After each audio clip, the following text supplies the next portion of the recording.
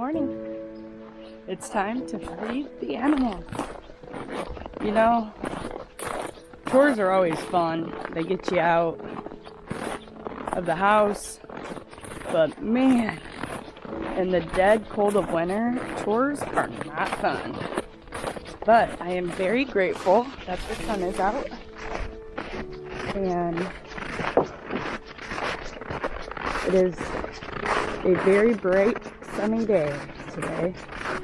So it is very cold. I think it said -5 when I woke up. So I'm sure with the wind chills, it's -50 or something. When I breathe in, my nose feels really cold. So let's go see how the animals are doing.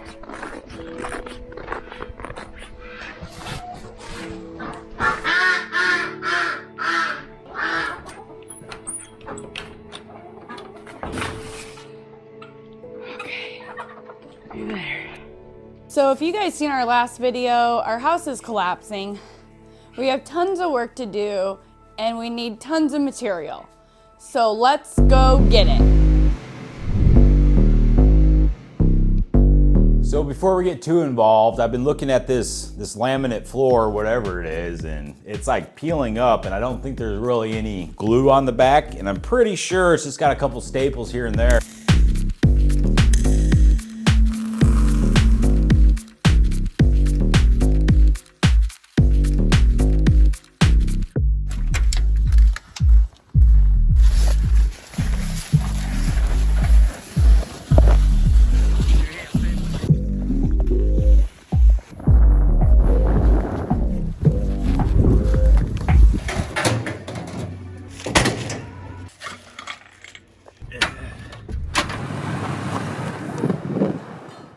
Build a fat wall. Got 2x12s.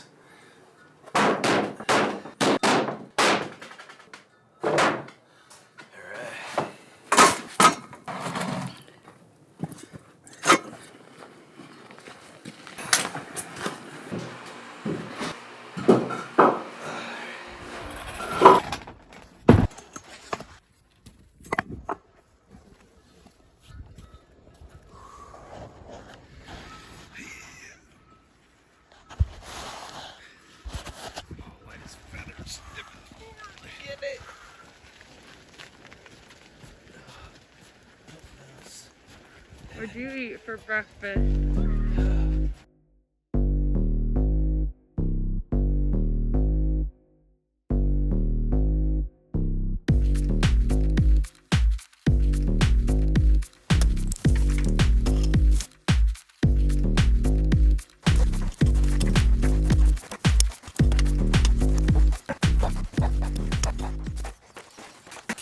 So we had to do a little bit more digging. We call it Minecraft in real life. So there's, when they put in this foundation here, they just kind of dug out there and they just kind of left the wall. They didn't build another wall there, nothing to retain it. So I had to basically chip down the whole side of it because I want the wall to go all the way across. It's not gonna go all the way across like to the top, but it's gonna go across and then back up on this side just to kind of retain all that dirt right there. So we gotta move some dirt out of here.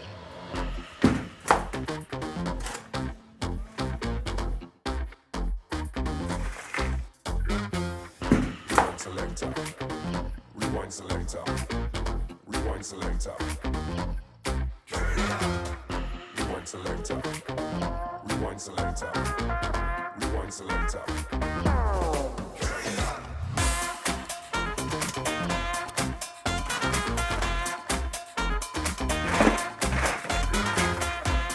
All right, guys, so we got a pretty good start there.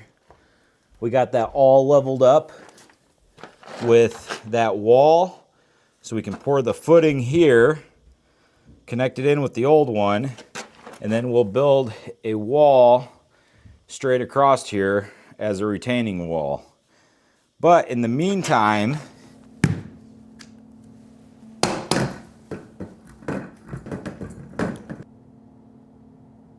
all right, so right here again is where we're gonna be building the support shelf kind of like a section here and a section here. But right here in the floor, it really dips down. It actually goes up here and then it goes back down a little bit, because along here is where all those rocks are tucked up in the joists. So when they built this, you can see they've got these rocks stacked in between the floor joist.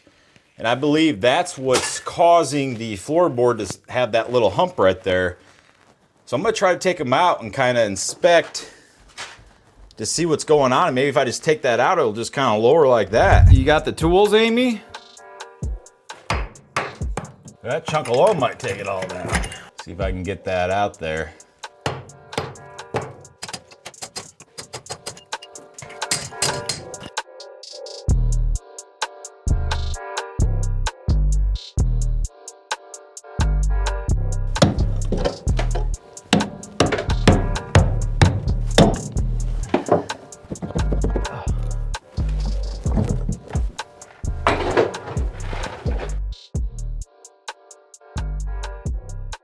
Hey, there's my shims. All right, guys, so you can see those shims that I pounded through from the other side right there. So my idea is, so you can see how the main joist settles right there. So what I'm gonna try to do is pound them shims back out, and then I'm gonna have to wait a little bit till this concrete's done, and then jack that up. See the gap right up in there?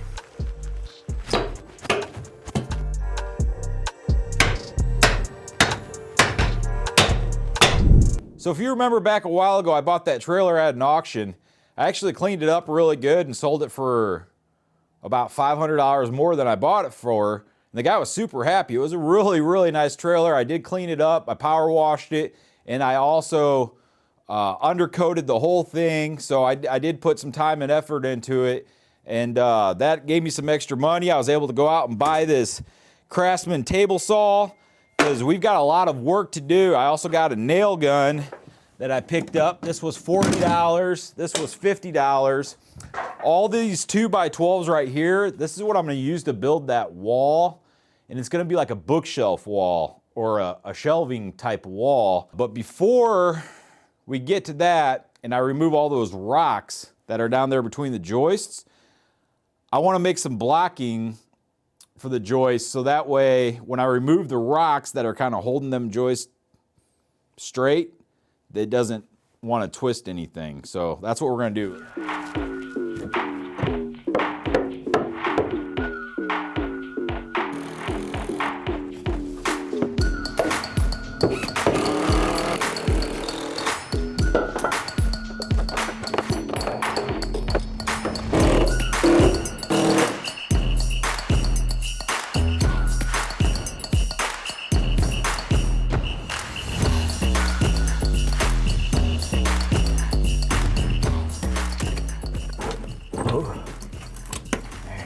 Yeah, from my experience. Hey, dude.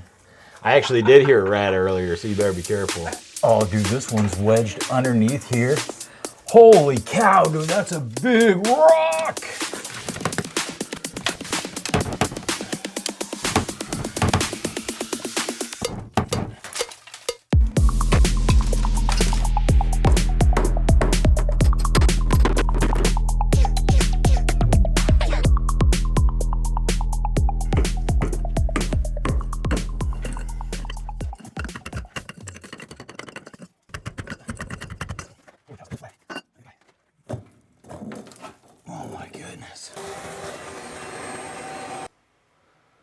All right, so we finally got them all out.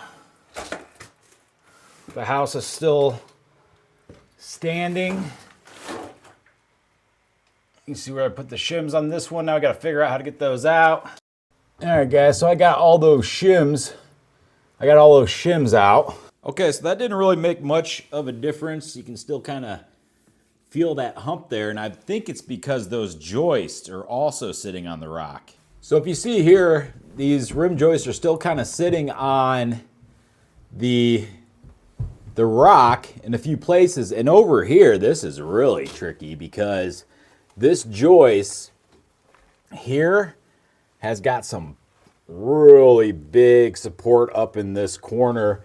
In this section here, if you remember, there used to be a Coleman furnace type something that was right here that we took out, and that's why that looks like that.